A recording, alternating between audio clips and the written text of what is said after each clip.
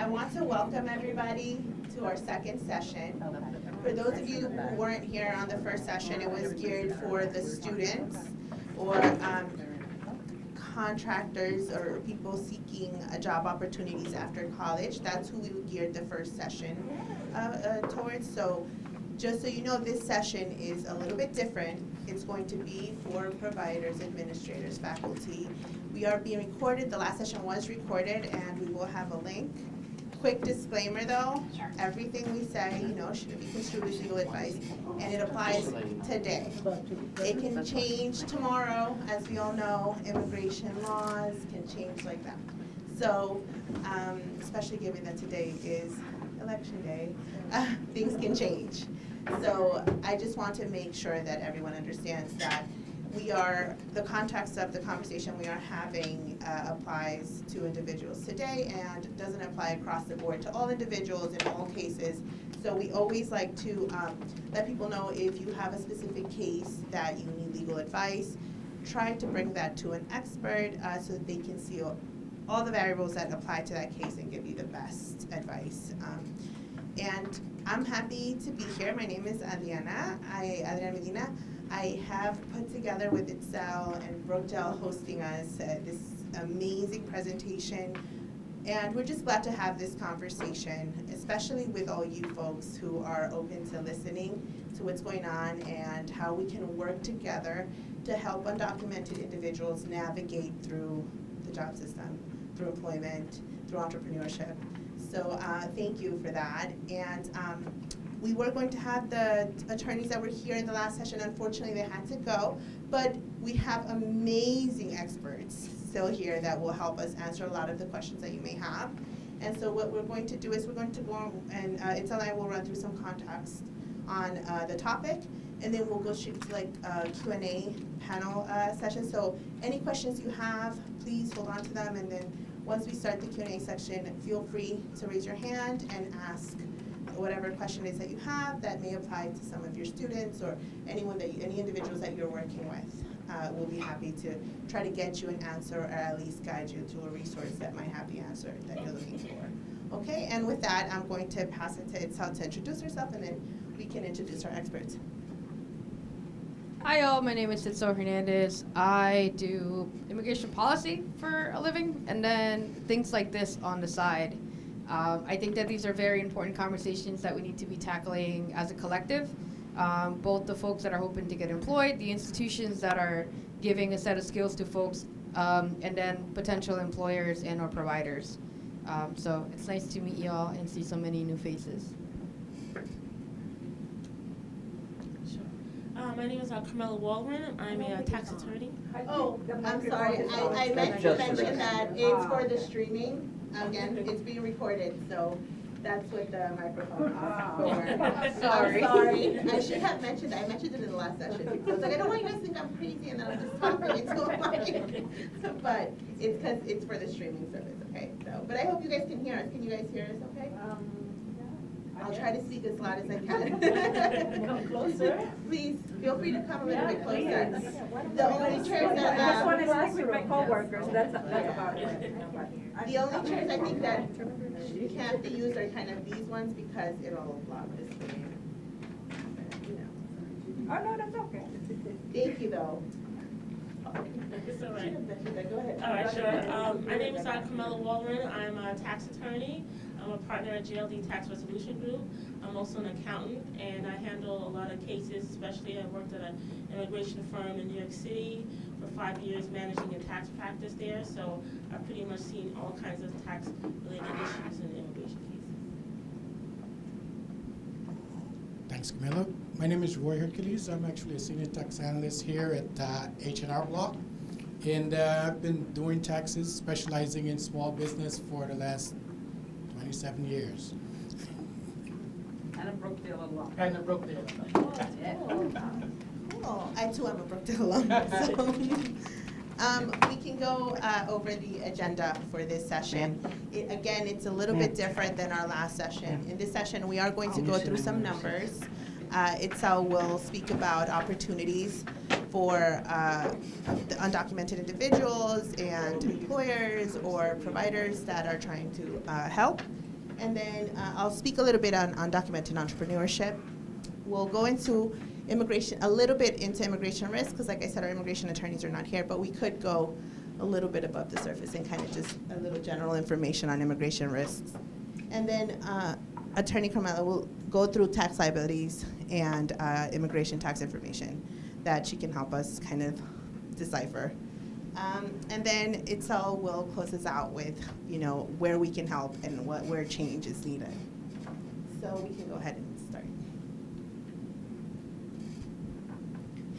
Thank you. So I just want to be able to kind of frame this conversation in the context that it deserves to be had. Here's a little snapshot of what we're talking about when we're talking about a pool of 11 million people that are undocumented, a huge majority of which already work in the U.S. In different circumstances. To better understand the population, for the 11 million people here, 51% are originally from Mexico, 14% are from Asia. Just because you see that 51 from Mexico and that 14 from Asia does not mean that the incoming migrants are mostly from Mexico. There's been a shift, actually. Some of the largest amount of migrants coming into the U.S. Are actually now from China. Fairly close afterwards is folks from India. So the trends as to who's coming is changing a little bit. 60% of folks that are undocumented in the U.S. have lived in the U.S. for over 10 years. 74% are between the ages of 16 to 44, so prime working age is still. They pay $23.6 billion in taxes every year, and from that 11 million, an estimated 1.3 million folks are still considered youth, which is under the age of 25 and are currently in the United States. In our state, some of the trends kind of reflect the national picture. 21% are from Mexico, 11% are from India, 7% are from the Dominican Republic, $587 million in taxes that they pay every year.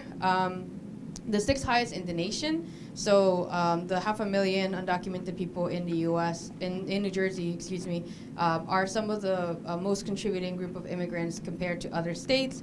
60,000, which are between 16 and 24, and every year our New Jersey high schools graduate 4,000 undocumented young people every June. Monmouth County, to be a little bit more specific, you can see some of the numbers there. Again, we have an overall population that has been in the county for more than a decade, so most of the folks that are here in the situation are established.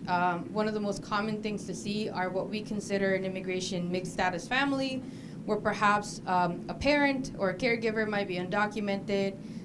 Someone between the ages of 23 to 28, maybe as young as 18, might be a DACA recipient, which is Deferred Action for Childhood Arrival, which entitles them to a work permit.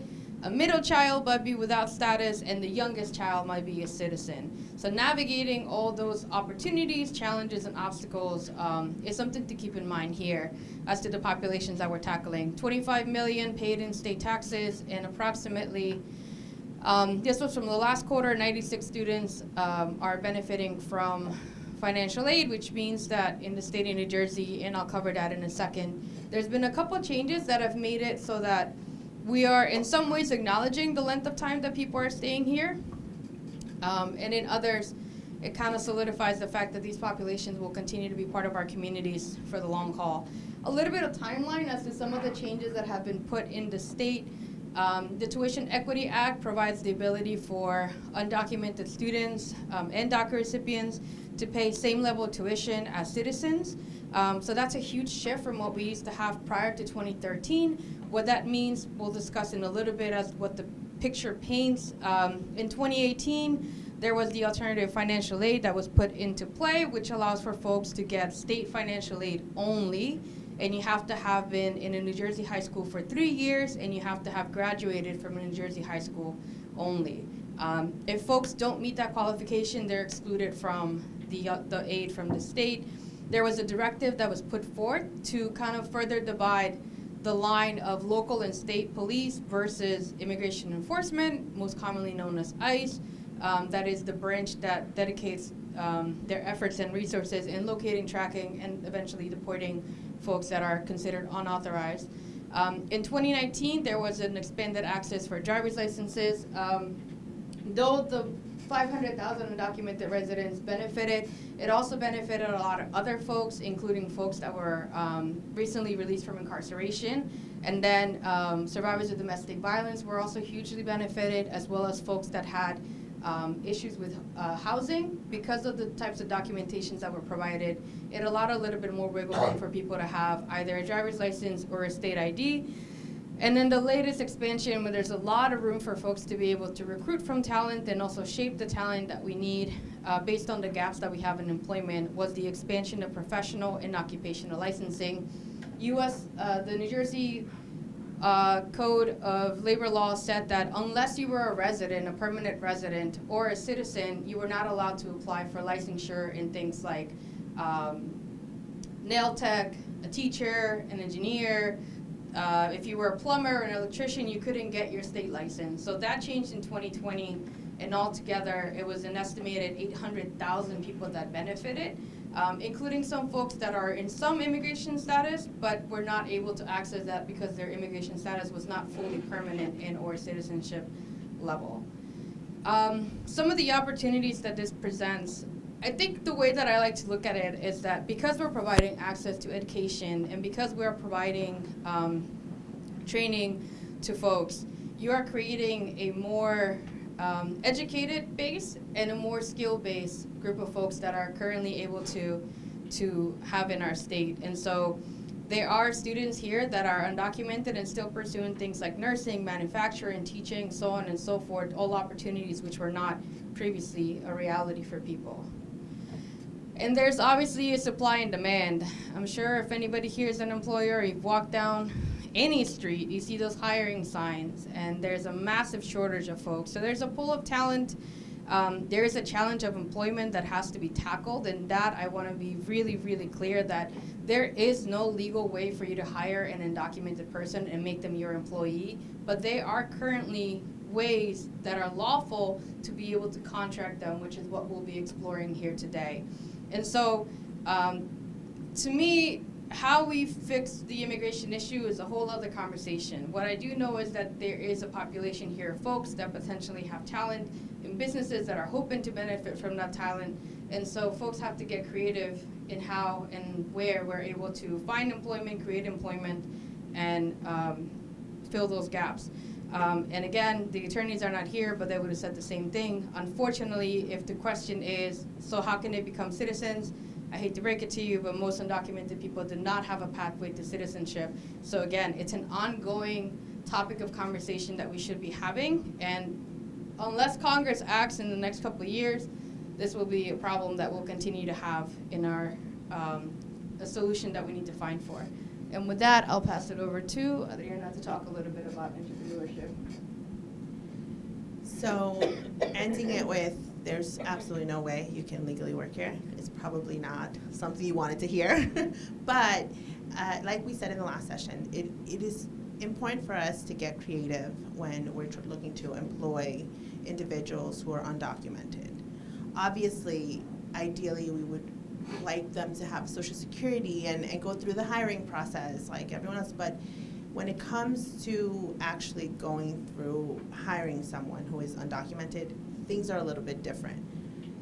Nowadays, it's with the internet, it's easy for you to find gig work, contract work, temp work, get a side hustle, if you will, So although individuals can do that, what does that mean for employers? I think that it's important to let employers know that it is possible to hire individuals for a period of time or just for a specific project, and it's completely legal to do that.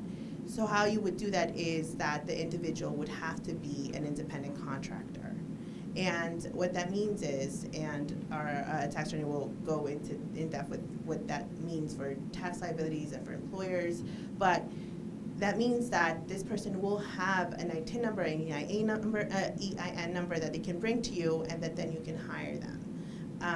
And it doesn't necessarily have to be that they majored or they graduated with a major, and that's the type of job that they're going to be employed as. It could be any employment. It could be any type of skill that they're offering or service that they're offering that they are looking to get paid for, they can and should get an ITIN, an EIN, and try to get income that way. You know, a lot of the examples that we have is some marketing, online jobs, or if you are hiring someone for work at home or childcare services, different types of trades that they go to trade school and you need them to come in and fix something. They went to do some electrician courses and you're looking to help something simple where, you know, you're looking to have them for a small period of time, you can do that. So telling people and employers that that is an option is very important here. We can move on to the next slide. And that's some of what I spoke about. What are the pros and cons? And this is important for employers to know. I know that a lot of service providers come to us and ask us, you know, what are we supposed to tell employers? They don't think that there's really any pros to hiring someone as an independent contractor, or they're nervous about it. But this is what it means for an employee. An employee can have flexibility. They can work from any location if it's something remote. So you can offer a job or a gig remotely, and all you need is their EIN or ITIN number for them to get paid. So they have open options. But as an employer too, you know, you're not responsible to give them benefits or any tax implications. There's certain loopholes, or maybe not loopholes, but there's a lot of benefits as an employer when it comes to contracting someone for just temp work. I know that Attorney Carmel is going to go into what an ITIN is and the difference between an ITIN and a social security number. And that's really important for you guys to know, because no matter who you hire, they're going to need to have that number for you to be able to hire it, or for you to tell whatever the employer is that you're speaking to that they are going to be employing, or this person is offering a service, that you need that number from them. So I will pass it on and we can get more information on that. Sure.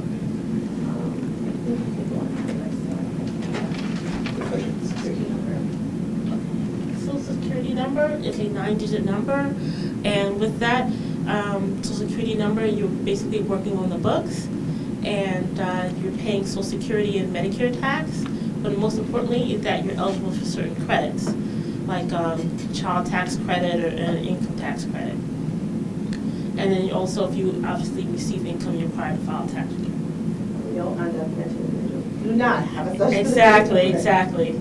So undocumented aliens, what can you tell us about what this means? So an undocumented alien is the person who does not qualify for Social Security number.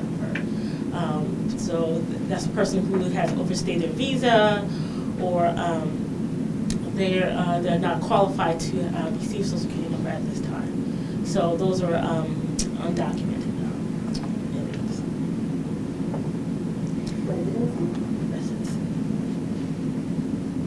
Okay, U.S. residents and non-residents. So someone that is a resident has a green card and also is required to file a tax return.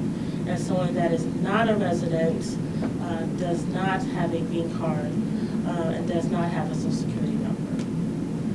But they can still file that return? Yes, they can.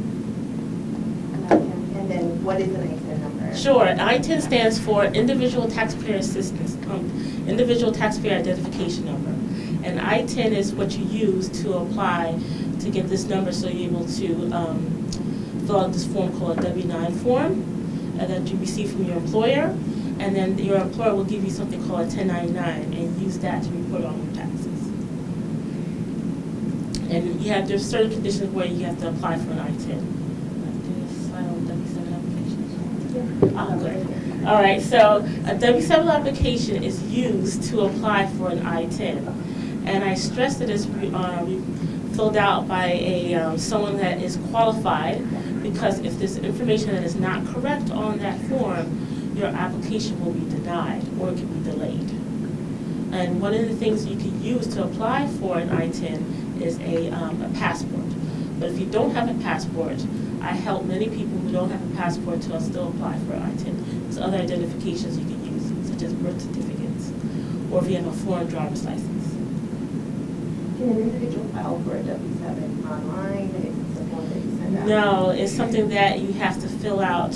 And also with my clients, I file a W-7 application and also prepare a tax return. And also, I could also state that you could also apply for an I-10 for a spouse or for a dependent. In many cases, like I help out people who want to apply for an I-10, if they want to apply for financial aid for school, you could use that W-7 application for that. And is it an exit number, you can apply at any time, at any point in the year, or does it only have to be in tax season? Most cases during tax season, or if you have a business, you should also apply for an I-10 because that way you'd be eligible to get an EIN, employer identification. So independent contract, or individuals who are undocumented and want to become independent contractors should be filing this form with the IRS? Yes, you file that with your tax return. That's correct. So that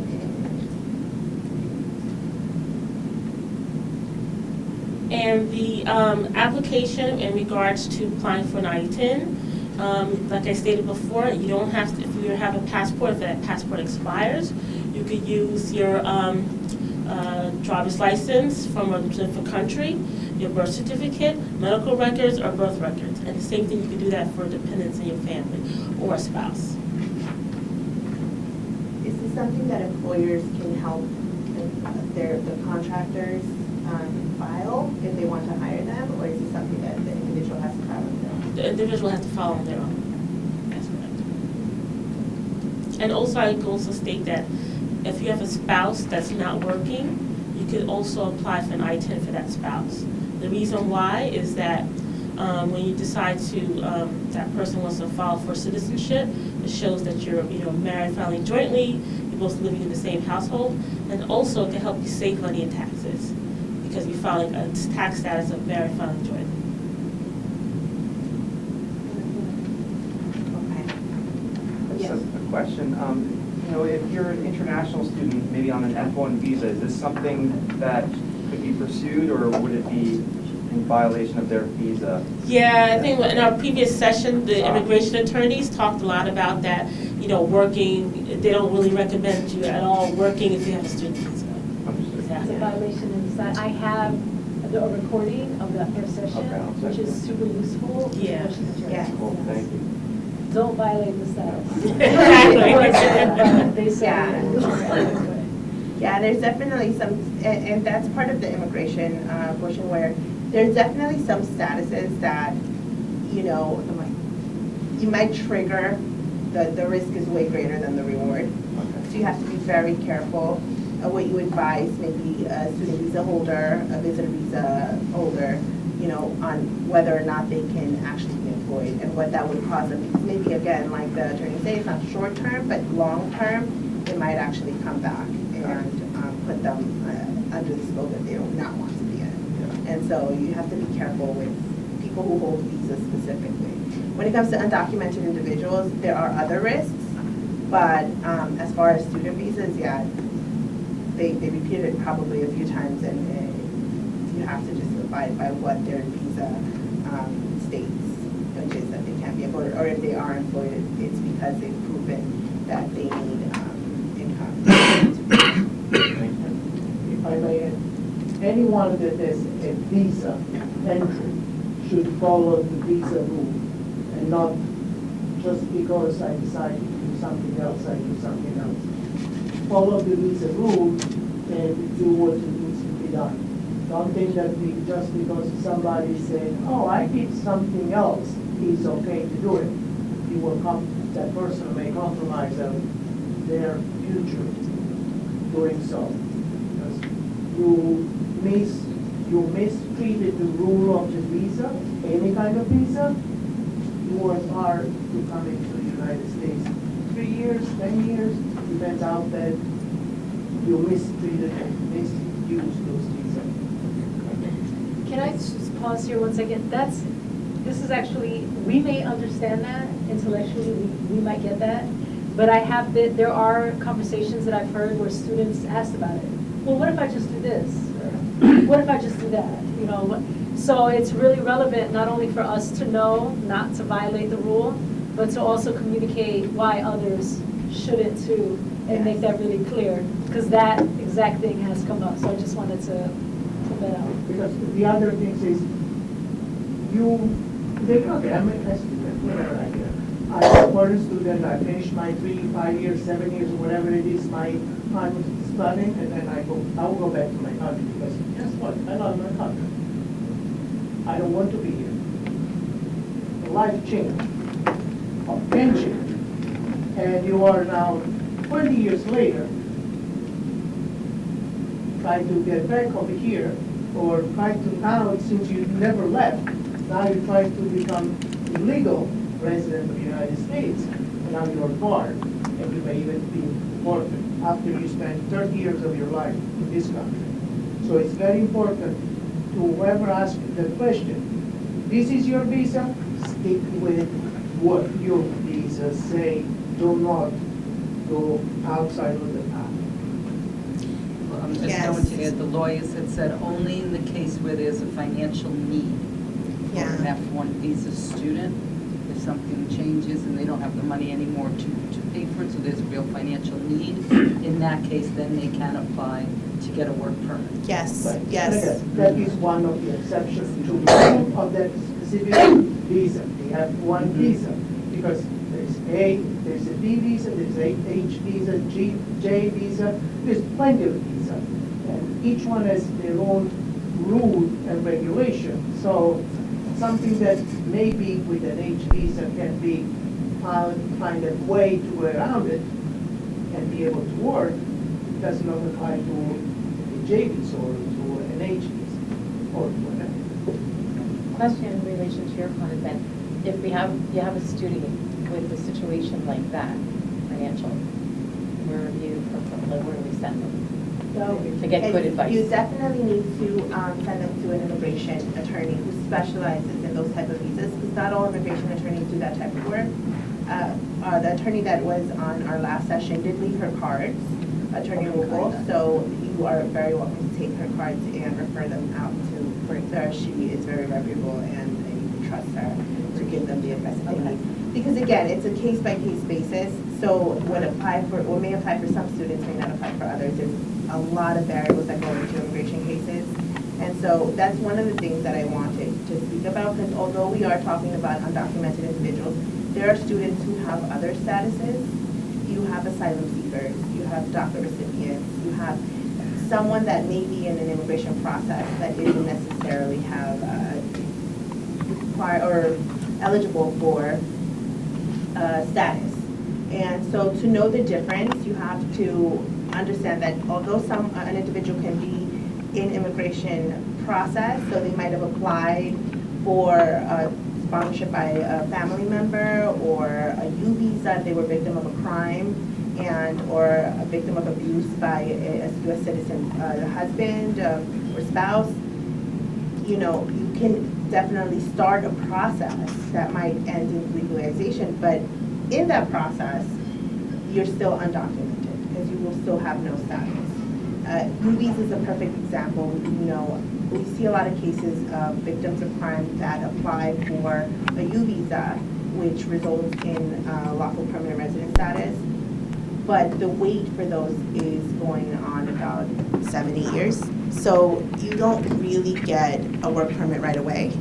And so you have to be careful that you don't tell them, oh, well, since you have immigration status, you can probably get a work permit, or you have to refer those out to attorneys that can explain to them what the process is for them in between and what they can and cannot do, and what the decisions that they make as far as employment, how it can affect them in their immigration process. And because if you have an individual that started a process and they go and use a fake social security number, for example, which we spoke about in our last session as well, if they use a fake social security number and then they want to adjust or they want to file for adjustment, U.S. citizenship, it'll come back and in many ways affect their process. They might not even have a process anymore after that. So to be aware of the difference between status and process is really important. And you can always ask the individual, have you applied for any kind of immigration process? Did you file any applications? To get an idea whether or not they are those kind of individuals who are kind of in between. But either way, you should always refer them out to an immigration expert, as far as like what their visa, especially if it has to do with the student visa issue. Because student visas, anyone who comes in with a visa is bound to the rules of that type of visa and that category. So you have to be careful. Same thing with documented individuals, people who have DACA. They also have to abide by to be able to renew every 2 years. So if they get in trouble and they jeopardize their status, they might not be able to renew their DACA anymore. And so you don't want to be that person to misinform them. So definitely try to ask as many questions as possible to try to figure out who you're going to be sending them to. But that's one of the topics that I really wanted to talk about was that, the status versus process, because you'll find a lot of individuals, they don't even know themselves, especially college age. Sometimes their parents started it years ago. And so they may have come into the country when they were younger and they're just pending. Their process is pending and they don't really know what's going on. And so you have to be aware that there are mixed statuses throughout the community. And so you may have a sibling that is a DACA holder that you might give a specific resource to that you might not give the other siblings fully undocumented other resources. And some of the resources that Intel spoke about in the last session was, where they can go to actually start their businesses and go from zero to finally getting contractor status and being able to be employed if eligible to do so. So we're going to go into some Q&A because I do have some questions that were sent to me that I was able to gather that we get often. And so, but please feel free to raise your hand if something, if you want to ask us another question or if something triggers something and you want to ask Roy or Attorney Carmela, or even Andrea, who's here from H&R too. He's here with Roy. So again, if you have any questions, feel free to raise your hand. But Attorney Carmela, one of the questions that we asked was, how does filing taxes affect, employer versus employee as far as independent contractors? Oh, okay, sure.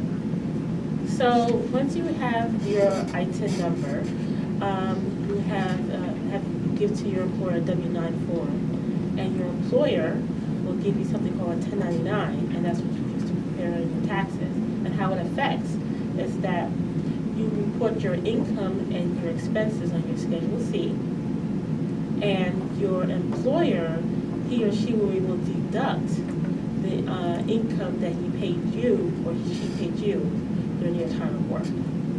So in other words, it benefits both parties by having an ITIN. An ITIN will help you obviously report the income and expenses on your taxes, and then it helps your employer because he or she will be able to deduct the income that he or she pays you. So that person also would save money in taxes. And also, it's much better than being paid in cash for reporting purposes. And it's just much better than having that ITIN number that benefits you and the employer. Another question that I was going to ask in the last session that we didn't get to was individuals, undocumented individuals who have worked cash before and now have to start a process and want to file taxes. Is that possible? Yes.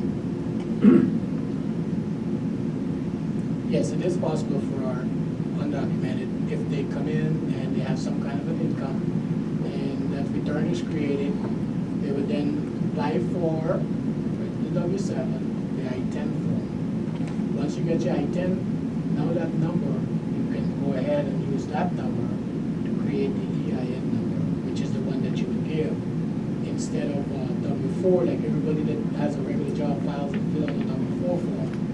Now, the employer or somebody that's hiring you, can't call them employer because you're not exactly an employee. Somebody that's gonna hire your business or hire you would then fill out a tax form, a 1095 or a 1094 form that shows all of their 1099s that they issue. They have to actually file that by January 31st to the IRS. Once that's filed, because you just come and get your 1099 and you go and file a tax return, there's nothing to go against it. It has to have a record somewhere. It has to finish, the whole cycle has to be complete.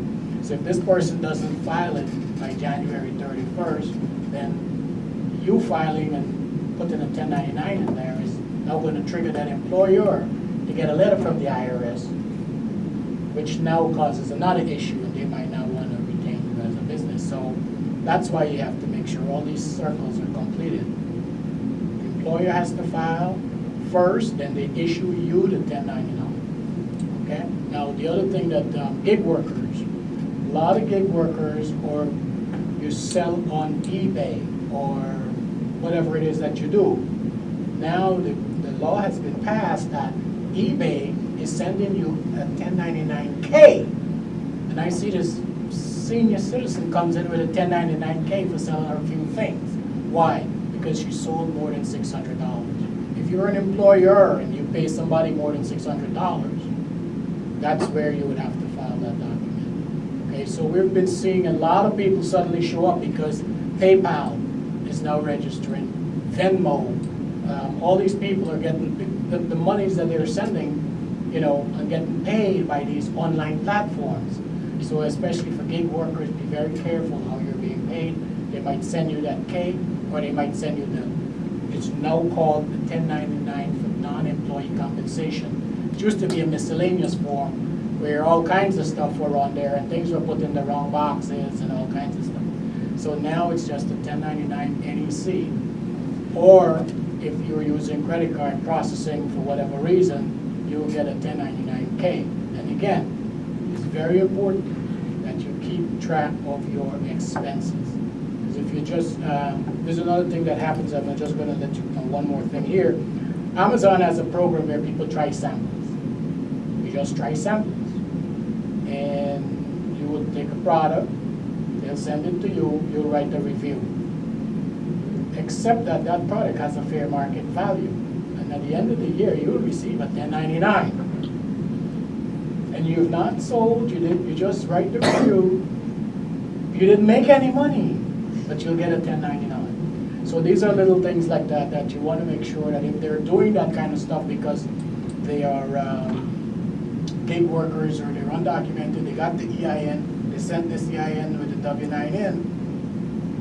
This is the kind of things that we see happening all the time. No free lunch. No free lunch. I also wanted to add on that because he had stated that if someone receives cash income, if you end up owing taxes, there are options available out to you. Like, don't suffer the silence that you owe a lot of money in taxes.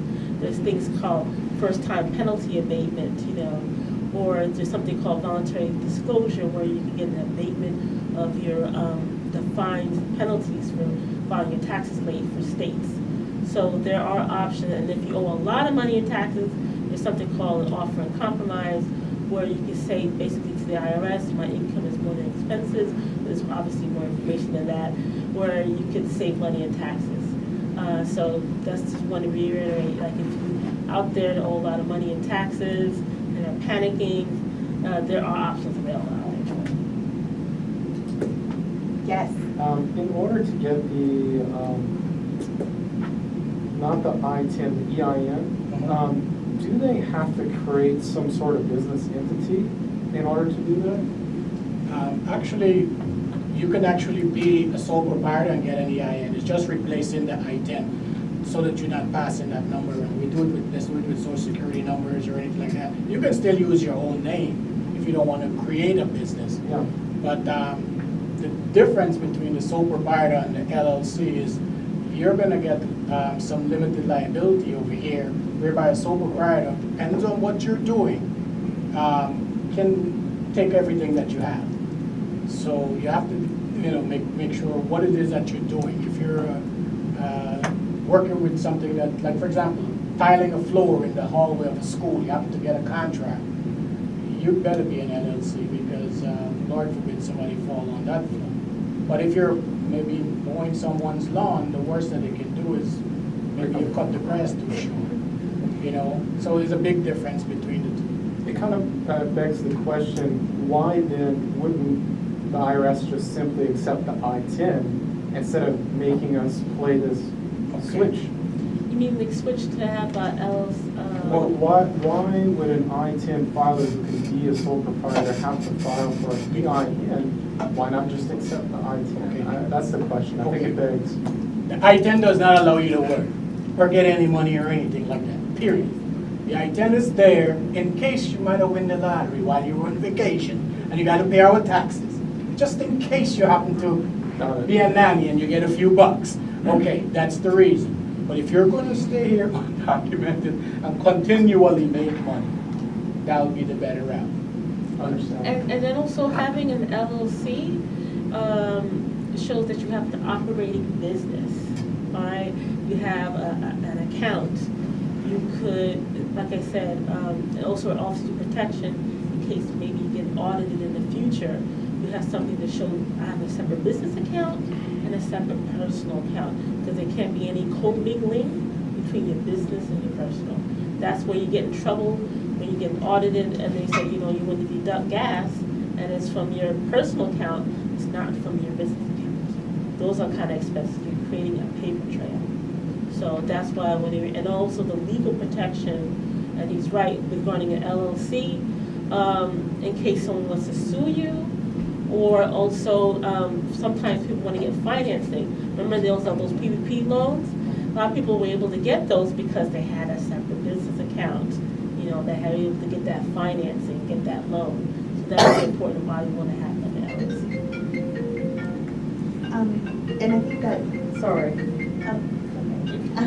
I think I have a follow-up question to that. So how does, if at all, does it affect an employer or someone who is contracting the service of an independent contractor to hire someone who has a sole proprietorship or an LLC once they file their taxes? Does that even affect them in any way? For an employer or a person that's hiring a contractor. Yeah, we have to be careful, employer and employee. Employer means you get a W-2 form and you come to work 9 to 5 and you go to lunch and you go back with this, and that's a big difference from an independent contractor.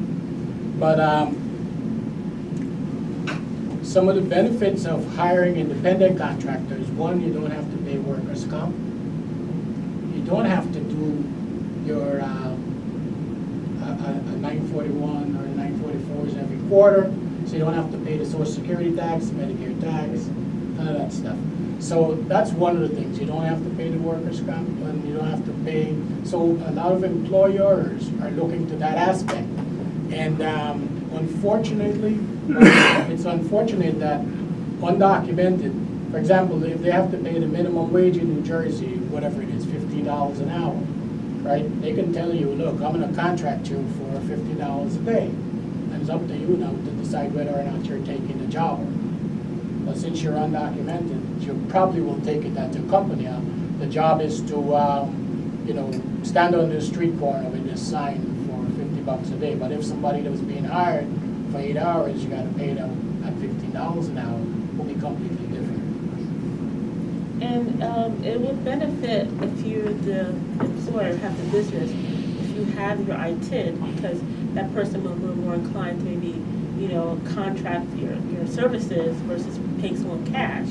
Because you don't want to be in a position like I have a case right now where the person paid day laborers cash, reported on his taxes, and now he's going to end up owing $70,000 to the government because he hired someone without an I-10. So it benefits that way by having the I-10. So now that you hired someone who's an independent contractor or has an LLC, does it affect the employer, again, quote unquote employer, if that person at the end of the year doesn't file their taxes? How does that affect the person that hired them, if at all? No, it wouldn't affect at all. No, it wouldn't affect it at all that person. As long as you file your part of the taxes, which is your 1095, showing that I paid this person, that's all that matters. As long as the employer did their due diligence, and they're not hiring an undocumented Jason Strollo. Hope nobody named Jason Strollo. but Strollo Incorporated is the person that they might have hired. See the difference? They didn't hire this person, they hired the company. So as long as they file their documents and they're up to par, they have no problem. Exactly, and like I said, it benefits that person because, again, save money in taxes, can deduct as expense with the 1099. And so as someone who is contracting a service or getting someone for a specific temp job, once you contract them, at what point can you just give them like a check and then do your own taxes, or it becomes a 1099 after what amount that you pay out? It has to be more than $600. Yeah, $600. So As soon as you pay them more than $600, once you pay an individual over $600, you need a W-9. Yes. you need to file a W-9. Is that annually? Yes. Yes. Do any of you have any other questions? I know that I got bombarded with questions from in the last session because we had a lot of immigration questions. You are welcome to ask immigration questions because we do have some of the answers still fresh in our mind. But we went over in the last session I-10 versus Social Security for that reason. Like Attorney Kamala said, you have to be careful when you tell someone, you can be employed, use whatever number you have or file for an I-10 and they go and they file, but then they never file taxes. There are implications. I think one of the questions that we had last time was if someone doesn't file taxes for a year or two, can they go back and file taxes if they need to? Yes, but like I said, it's best to speak with a professional because there may be some years you may not be required to file taxes for, and then you don't want to put yourself in a hole where you end up owing taxes that you didn't have to pay. So you can file back your taxes, but if you do have a Social Security number and you only allowed for a refund for the past 3 years. Which one have you? So we see a lot of clients that would come in and they were sent by an attorney that they needed 10 years worth of tax returns. So we would have to actually, they would bring their documents if they have, they were being paid cash, we would need them to recreate their ledger. How much cash, how much expenses and so forth. Once they recreate those documents, we can then file the tax return. Now, if they did not get an I-10, we have to file for the I-10 first. The reason why is if you don't file your taxes in 3 years or you didn't use the I-10 for some reason in 3 years, it's gone. You have to redo the whole process. But every year by filing, you're basically renewing it. So that's one of the good things. But yeah, we'll see people coming in and we have to do 10 years worth of tax returns. Now, like the attorney was saying, before the 3 years, if you're getting a refund, you get nothing back. However, if you owe, you have to pay. Now, some of the credits that you can qualify for using your I-10 would be the child tax credit, the advanced child tax credit, the American Opportunity Credit for Education, and the Lifetime Learning Credit. And there's one other credit that expires in November 17, the Recovery Rebate Credit. So since it expires November 17, anybody that knows anybody need to get into the office before November 17. And why saying that seeking a professional, because there's some years that you don't have to file 10 years of taxes. So that's why I say it's best to seek assistance from a professional, an attorney, to find out what years are you required to file taxes.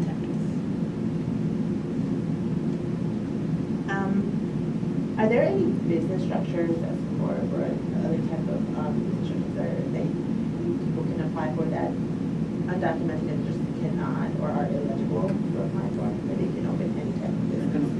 Yeah, anything. Anything. Once you have an EIN, you can open anything. I just, like I said, I stress the importance about the type of business entity, because you do not want to be subject to double taxation, right? Because I've seen this many times where someone who starts a corporation, and I'm like, well, you know, you have to file a separate business return, and then Jersey charges franchise tax. To avoid all of that, seek the assistance from a professional. Determine what business structure, whether it's an LLC, an S corp, or that is for your type of business. All right. So would you recommend that employers, or for individuals and for administrators and service providers, to maybe suggest to undocumented individuals to either go towards an LLC or an independent contractor sole proprietorship? Like, what should they recommend most? Okay. So because they're undocumented, I'd recommend that they either get an LLC, or the best one for them would probably be an S corporation, because both of those are pass-through entities. Now, if you're filling out, when you're filing your tax return, an S corporation does its own standalone return, but they only pay, by the end, it passes through and only becomes federal tax. Whereby, if you got an LLC and it's a single member LLC, it would go on what we call our Schedule C. Now, when it goes to Schedule C, you will pay Social Security and Medicare tax.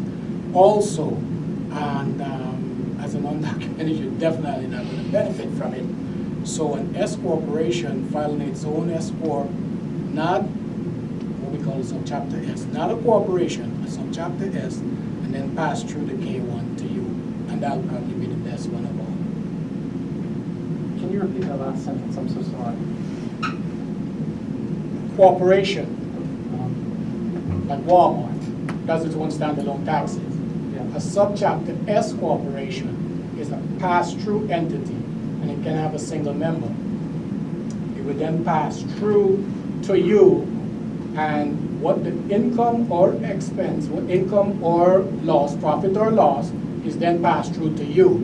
When you file your return, you would file a Schedule E, Part 2, which is now goes with the K1, and you only pay federal tax. If you just use an LLC, and it becomes, and the LLC is not standalone filing its own tax return, you would then do a Schedule C when you come to file your taxes. On the Schedule C, you will have to pay Social Security and Medicare taxes, which is called self-employment tax. So you pay 3 taxes on that one, and the other one you only pay 1.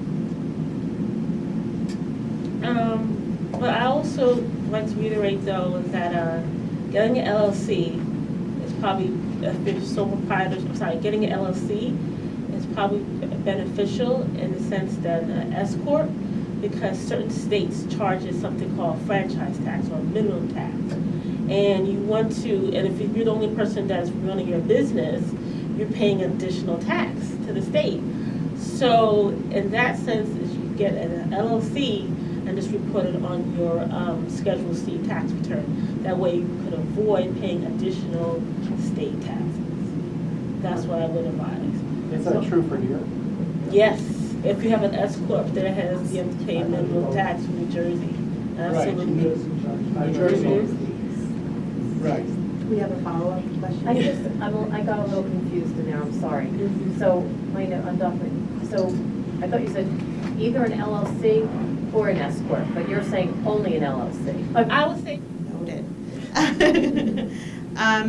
So what would be your advice as to the first steps that service providers who work with undocumented individuals seeking to enter the workforce, where should they start? What should be step one of, now that they want to get employed and now that they want to maybe start their business, where do they go first? Or what do they file first?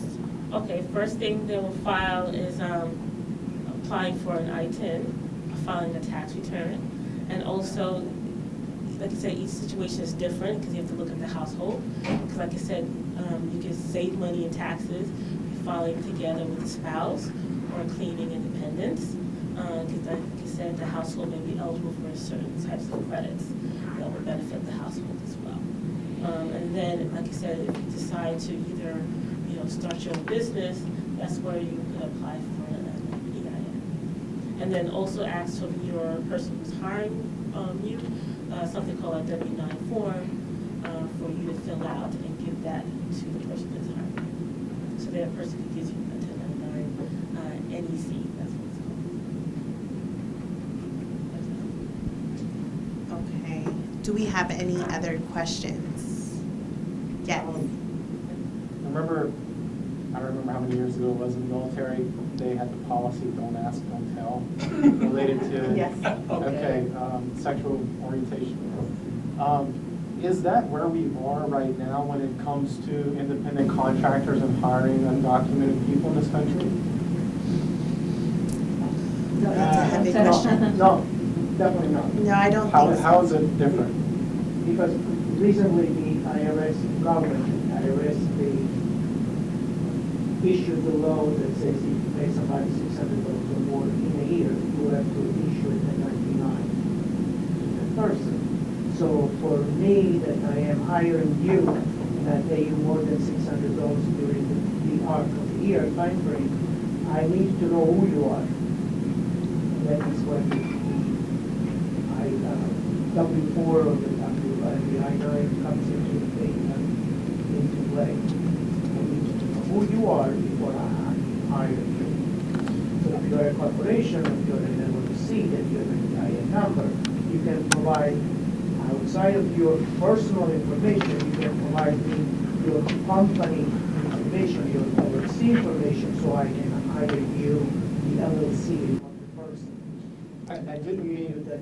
Yeah. The The distinction yeah. is the citizenship status. Right. Okay. So I don't think, oh, I'm so sorry. Go ahead. Sorry, not I tax. think I got I think it. I understand what he's asking. When you say because I always tell my clients that when you file a tax return, you don't have to report who gave you the money on the tax return. So I think what your question is I'm undocumented. I'm an employer, and this employer wants to hire me. Okay. However, that employer is not legally allowed to hire me. Okay?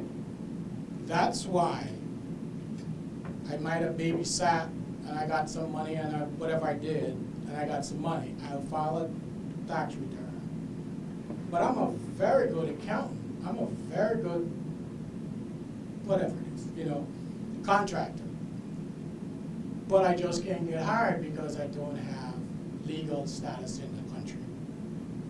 So then I did this side job and I got an I-10.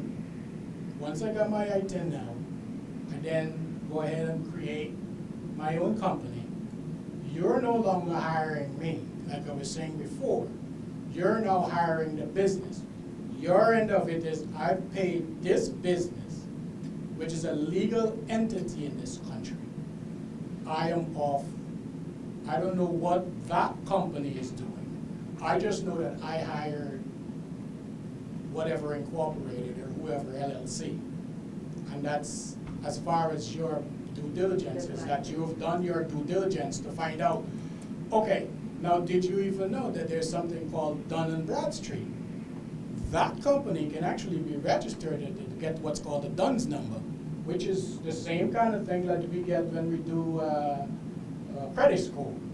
So Dun & Bradstreet is the credit card company basically for businesses, and so that business might be registered there. So I have all my papers in a row that here they are registered in the state of New Jersey, here they are registered at the IRS, they give me a W-9, here is my business. I've done my due diligence. They even have a DUNS number. I've done my due diligence as an employer. Yeah. I'm not here to interrogate you. Right. So I think that's what I understood as well, is that once this individual has an I-10 number or an EIN, as an employer, that's really all you need. You don't need to dive deep into whether that person is documented, undocumented, what kind of status they have. that's no longer a factor in you hiring, in the hiring process. Obviously, once you give them a 9-9 and they give it back to you, you know, and it's filled out, I mean, you could run it if you're the type of company that uses e-verify, but an undocumented person should not be filling out certain portions if they don't have a social security number. They can't really use the ITIN as a social security number. So again, that's their personal choice that they're making in filling this out. But you as an employer, if you want to verify, you can.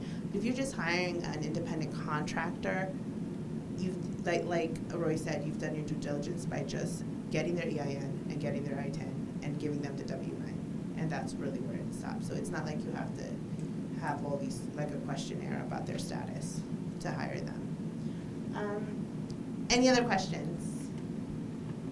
Traditional employment rules in a workplace, like, let's say, kitchen work, are usually like an employee that you would hire. Is there anything there to encourage employers to hire someone as an independent contractor, you know, based on it always traditionally being an employment role? Is there, I see hesitation on some employers in wanting to hire people who don't have an SSN, so they push them for that. And So it gets essentially, can an undocumented person, can temp work be part of, in the food industry? Can I be asked to do temp work for a restaurant if I have an ITIN and an EIN as a server, as a food industry? Well, you kind of, yeah, it's The the, item is not that. exactly, it's For just for that. tax filing purposes only. Right. It's But not you have an a, EIN and I want a dishwasher and you're specializing in Johnson's dishwashing service Yeah. and I need you at 5 o'clock and I said between 5 and 7. You can choose to take the job or not take the job. See the difference? What happens is we got what's called the employee, they're employees and they're actually as employees and they're telling them when to come to work, when they can't come to work. That is not what an independent contractor is. Right. Yeah, They like- they don't abide by those rules. you and can leave when you protections. want, you can Right. go as you please. I've done my dishes for the day Yes. and They- whatever it is. These are, yeah, they try to avoid paying payroll taxes. That's what it is.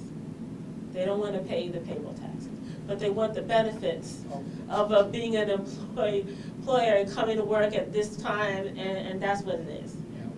It's called mislabeling. Yes, You don't want to get, and that's, a lot of employers get in trouble for that too. yes, and that's where it becomes my problem. Then it becomes their problem. Exactly. Mislabel them as employees. Exactly, misleading employees, but want the benefits of that kind of employee-employer relationship, and you cannot do that, no. You can't have an employee. Yeah, you and can't an have that. independent contractor at the Exactly. same time. At the same time, and then you want the person to come in and work at 8 and leave at 4:30, no, you can't do that. Just to avoid paying payroll taxes. Is it where, like, if you and I come to terms with in our contract, in our temporary contract, and I say, I will be washing your dishes from From Monday 8 o'clock to Friday. 5 o'clock, this is the agreement I made. That's the contract as an independent contractor through my business. Then an employer can hire my services, and then but that still doesn't give me benefits or law, protect me under labor laws, or anything like that. So that's the only thing with undocumented individuals. Once you're an independent contractor, or you have your own company, you really can't have the benefits of working in a restaurant, for example, and still having workers' comp, or still putting away your social security and getting a W-2, because that's not your position. Correct. Okay. Thank you. I hope that answered your question. Well, I'm going to give it back to Itzel. She's going to go ahead and kind of talk about, you know, where we can have a little change. Okay, thank y'all for doing that. I know that this is like complicated. I mean, I could never do the job that you I feel like there's so many moving parts that it would be a lot. Sort of to bring us back to where we started, you know, these types of issues, how we can make sure that whether the students that we service that might be in different immigration statuses or the folks that we're hoping to hire might be people that can supply us with the kind of skill set that we need, there needs to be a lot of innovative solutions. I think that one of the best places right now that is laying out interesting ways to weave together work programs is out in California, probably to no one's surprise. They have some of the most experience with these populations. There's a group called Immigrants Rising that actually focuses on undocumented entrepreneurship, including the ability for folks to even create community funds where you can then do seed investments in businesses. So there are really creative solutions where there are community and industry partnerships in which undocumented entrepreneurs or undocumented community members or something that is not a resident and a citizen, and there's hundreds of status between that. And that's a whole other presentation for the other two attorneys to come and explain to you how people can be in so many different statuses and how long in one particular status before they move to a different status are coming up together. There are, if we didn't get the chance to highlight it in this session because we wanted to open up space for folks that can talk about the nitty-gritty, but there are millionaires at this point that are in the undocumented community that have been able to make a living out of being able to find business and make an LLC. One of the most interesting cases was actually a young woman who, after her dad was injured in a construction job, bought a truck, bought another truck, and bought a third, fourth truck, and is one of like the few undocumented millionaires in this country. So, I mean, the possibilities are endless, and I think that the idea of business entrepreneurship is as American of a concept as it gets, right? Waves before, it was perhaps doing things like seamstress, anything that you can do, food production. One of the things that I think I felt to mention here, TikTok. There's actually undocumented influencers that make good money. A girl out of New Jersey that Adriana and I both know. She has contracts with Vogue, Reebok, speaks to a lot of human rights campaigns, getting paid.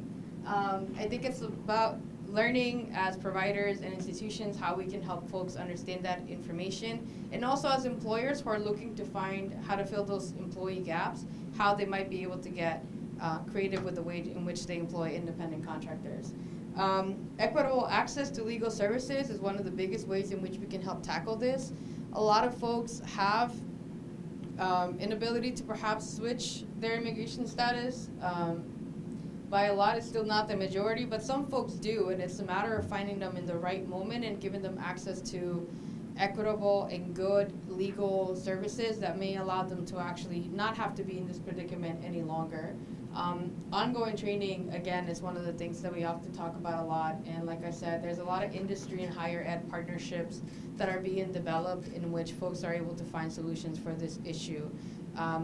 There's companies, the big ones that you can imagine, like Apple, Google, that have found ways in which they can have a DACA recipient, so somebody with a work permit, hire them in the U.S., move them out of the U.S., bring them back into the U.S., and legalize their immigration status. It takes a lot of resources, but they are ways in which some of these big companies are trying to avoid what we discussed a little bit in the other presentation, which is a brain bleed, right? Most students in graduate level courses are actually not native to the U.S. Most of them are immigrant-based students or folks that are here on what they call the genius visas.